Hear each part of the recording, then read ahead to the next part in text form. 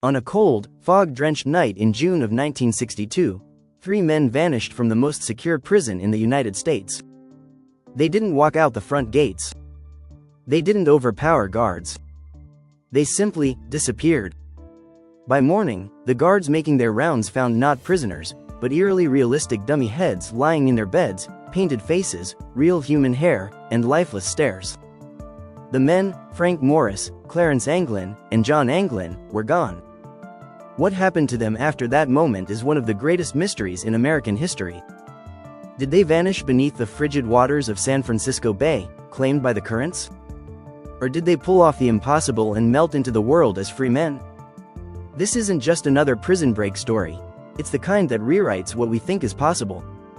And tonight, we're going to take you deep inside their daring plan, through the years of Alcatraz's unbreakable reputation, and into the chilling uncertainty that still surrounds this escape more than 60 years later. Welcome back to Lore of the Multiverse, where history's most extraordinary tales come alive. If you're drawn to stories of grit, ingenuity, and mysteries that refuse to be solved, you're in the right place. Hit subscribe, turn on notifications, and settle in, because what happened on the Rock that night is stranger, smarter, and more haunting than you might imagine. Alcatraz wasn't just a prison, it was a psychological weapon.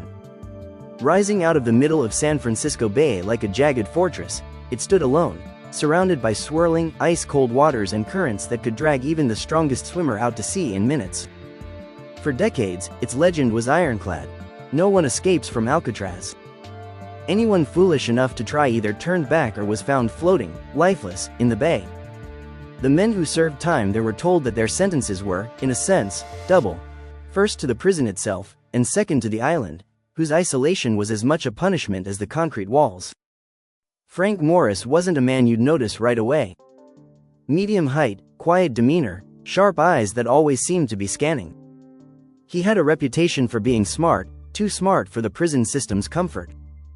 He'd already escaped from several facilities before being sent to Alcatraz, where troublemakers and escape risks were supposed to disappear into a place they could never break. The Anglin brothers, Clarence and John, shared a similar reputation. Born into a poor farming family in Georgia, they grew up working with their hands, learning to fix and build with whatever was available. They'd escaped from other prisons before, too, and they had the kind of brotherly coordination that doesn't need words.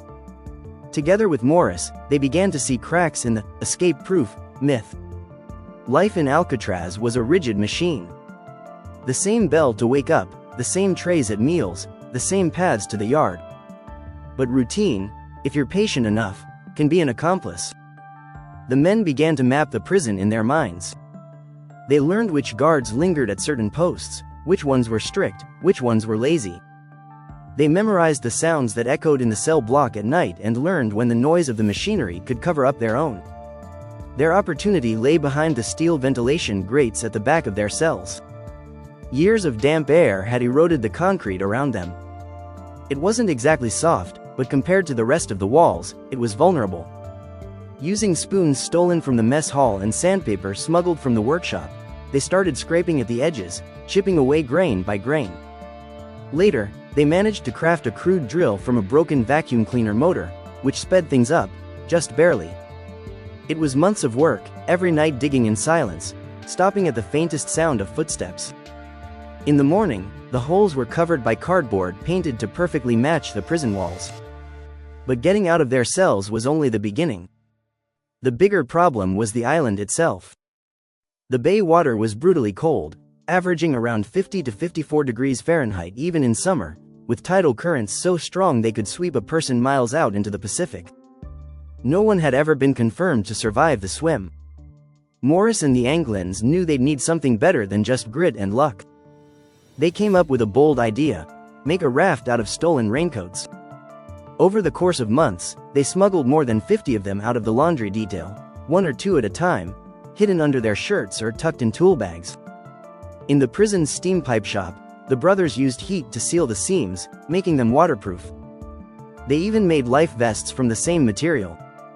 It wasn't elegant, but it was their lifeline. And then there were the decoys. A missing inmate would trigger an immediate alarm, so they needed to buy themselves time until morning.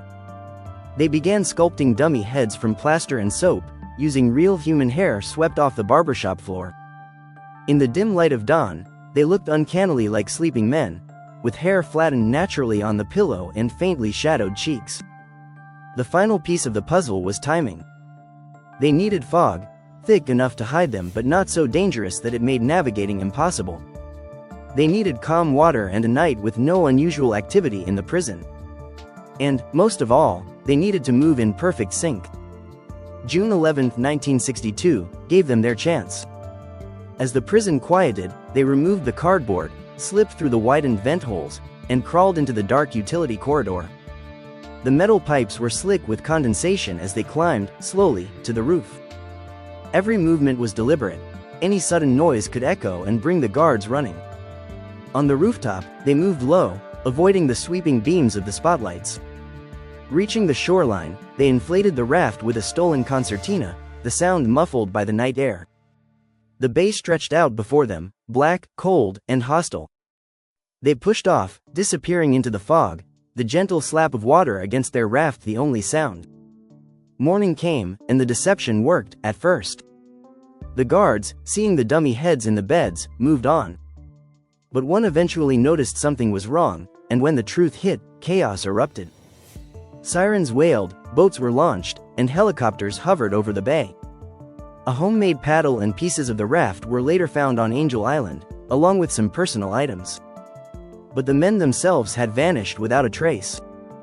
The FBI concluded they likely drowned, but not everyone agreed.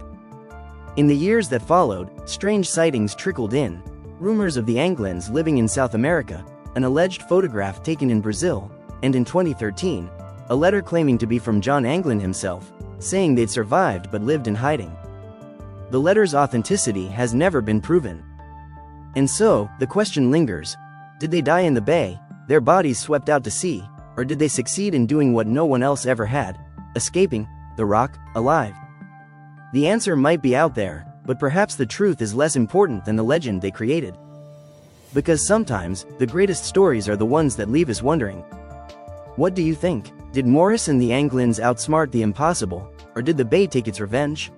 Let us know in the comments, and if you loved this dive into one of history's most daring escapes, hit that subscribe button and join us for more incredible stories here on Lore of the Multiverse, where fact and legend collide.